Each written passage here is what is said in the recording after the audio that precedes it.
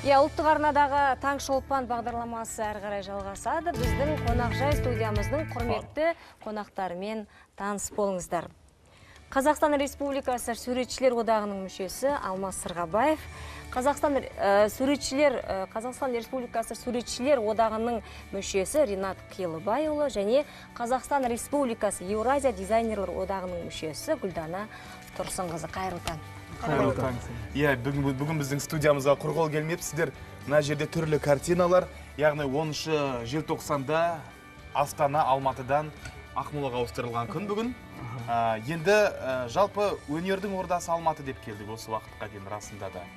Енді қазіргі таңда Астана бұл тек саяси, экономикалық орталық қана емес, бұл мәдениеттің ордасы, мәдениеттің ортасы.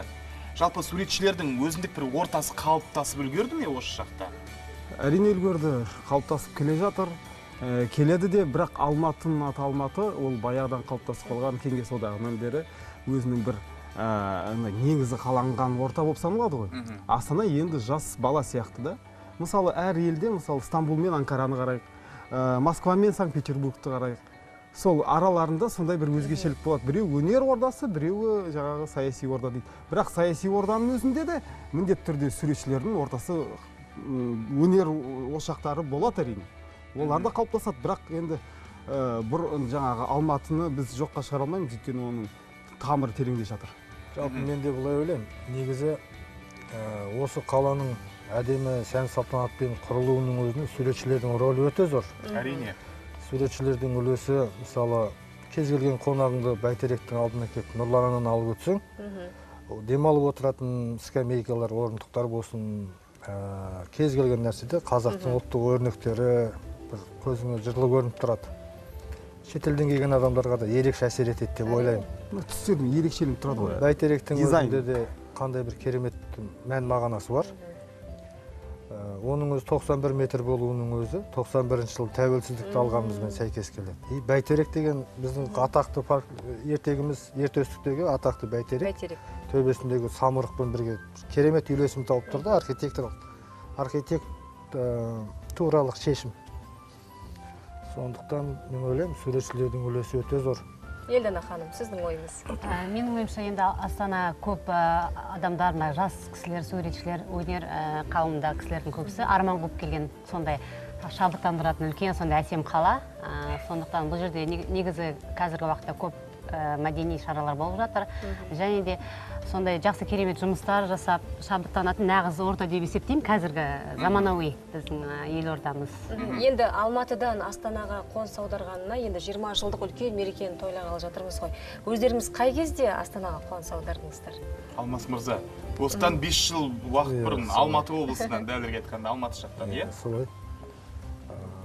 Ең алғаш бір жақсы ұсыныс болды. Балаларға байланысты мен өзім кітап иллюстратор суретшісімін. Кітап безендірумен айналысып, соның үлкен бір жоба құрылып, сол жобаға осы Астанаға шақырылып, содан үлкен жобаны аяқтап, қалдық Астанаға тап болдық дейсіз ғой. Гүлдана, кешіріңіз. Гүлдана ханым, Қостанай жақтан? Мен Қостанай қаласынан көшіп келдім. 7 жыл бұрын? 7 жыл бұрын көшіп келдім. Жаңа көп жас кісілер секілді арман қуып келген негізгі жаңағы көрейін өзімнің жан жақты жаңа өнерім дамиын екен, қалай болады екен, үлкен орда ғой деп келдім. Негізі Қостанайдан келгенде терімен, былғарымен жұмыс жасағам. Тері өңдеу, жаңағы теріге сурет салу, әшекейлеу деген секілді. Содан осында жас суретшілер одағына қатыса бастадым. Жаңағы ең бірінші көрмемді жасадым. Биыл мысалға тұңғыш президент мұражайында жеке көрмем болды. Сондықтан Астананың енді бергені көп деп ойлаймын бізге, суретшілерге. Алғысым шексіз. Араларыңызда Астананың ең көне тұрғыны ретінде есептелінетін Ринат мырза. Өйткені Ринат 2003 жылы келіпті. 14 жыл. Барлықтарыңыздан ерте келіп, осы Астананы енді мен жастайымнан 21 жасымда келдім бұл Астанаға.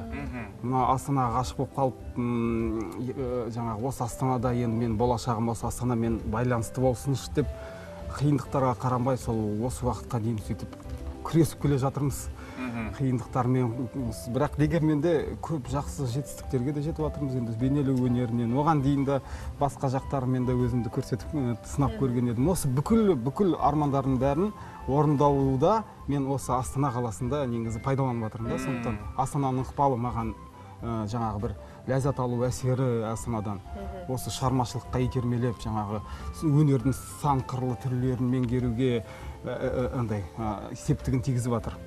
Иә, расында да Көлеңке, Полигон деген фильмдердің режиссер ретінде танылдыңыз осы Астанада. Иә, кино түсірдік, әндерге сөз жаздық. Жан-жақты, 8 қырлы бір сырлы азамат. Астана ғой. Келген қонақтарымызды кеше 8 желтоқсан өткен мерекелеріңізбен шын жүректен құттықтаймын. Суретшілер күні 8 желтоқсан күні. Осы бір сәтте бір кісінің айтқан сөзім менің ойыма келіп отыр. Бір суретші ағамыз айтқан екен, Астанаға қанық түс жетіспейді. Сондықтан да мен қызыл күртеше сатып алып, үстіме киіп жүрем дейді. Осы тұрғыда Сенғали Смағұлов деген ағамыз. Студиямызға келді. Осы тұрғыда өздеріңіздің жалпы ойларыңыз көзқарас сұрғалама өзі расында да басқа мемлекетке барсақ рас осы Суретшілер көзімен қалай дейсің ғой, иә? Суретшілер көзімен рас, ол кісінің айтқан ойы да шындыққа жанасады. Ол кісі өте жаңағыдай байсалды, ақылды, жаңағы парасатты кісі да, нағыз суретші. Ол кісінің айтқан әр сөзі шындық. Шын, бұлай өзіңіз қараңызшы, сұрғала ғой. Кішкене сондай жақтар бар, бірақ кішкене сол жағалау кішкене жақсы, анау оң жағалауда кішкене кейбір жерлерінде кемшіліктер бар.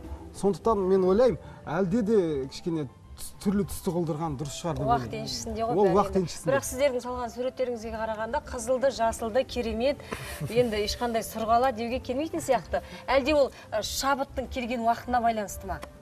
Ол да мүмкін. Ол да мүмкін. Менің ойымша негізгі енді сұр қала болғанмен адамның негізі өмірге деген ғашықтығы ішкі мынау несі түстері қабылдау, жан дүниесі көбірек және жарық болу керек деп ойлаймын. Ауа райға қарай берсек, ол менің ойымша дұрыс емес секілді адамның ішкі дүниесі сондай әр түсті, сондай жаңағы суретші болғасын өмірге ғашық болу керек та, оның бәрін көрсете білу керек.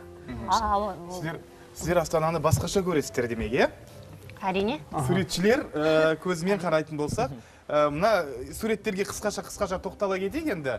Мына сурет Астананың бұл авторы үшеуіңіздің қайсыңыз, Ринат мырза? Иә. Ринаттың өзі айтып отырғандай, жаңа сұр түсті деп өзі пікірін айтып қалды ғой. Сол міне картиналарында сол көрініп тұр әрине. Көрініп тұр. Бірақ ол сұрлығына қараған кезде, сұр қала болғанмен, менің Астанаға деген махаббатым ол жаңағы оған шектеліп қалмайды. Сұр болсын, қара болсын, бәрібір Астана мен үшін сүйікті қала, ыстық қала. Енді қысқаша тоқтала кетейік. Мына жерде қызылды жасылды әдемі бір суретті көзіміз шалып қалды. Бұл сурет Ол менің жұмысым. Иә, Гүлдана ханымның жұмысы. Мінекей қысқаша айтып өтсеңіз де болады. Мен өзім негізі мінезім сондай әр түсті адамын. Енді суретші болғасын бүкіл менде жаңағындай мына түс ұнамайды, мынау түс ұнайды деген жоқ. Мен бүкіл түсті жақсы көремін де, бүкіл іске ғашықпын. Сондықтан бұл суретте негізінде мынау орысша айтқанда синтез дейді ғой. Сол Астананың жаңағы өзінің жолын, өзінің жаңағы ауа райына қарамастан өзінің жаңағы ішкі сондай әр түсті, әр жағынан келетін жақсы сондай әсемдігін көрсетілмек бұл жұмыспен. Өйткені бұл қалада өте көп деген сондай қызықты нелер болып жатады. Қалай айтсам екен, енді шабыттандыратын көп орысша айтқанда мероприятие, оқиғалар орын алатын.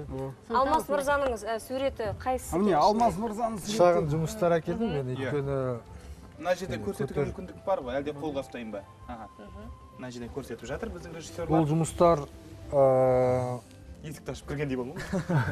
біз осы жазда үлкен дүркіретіп тұрып, шетелден қонақтар көп келді, экспоны атап өттік.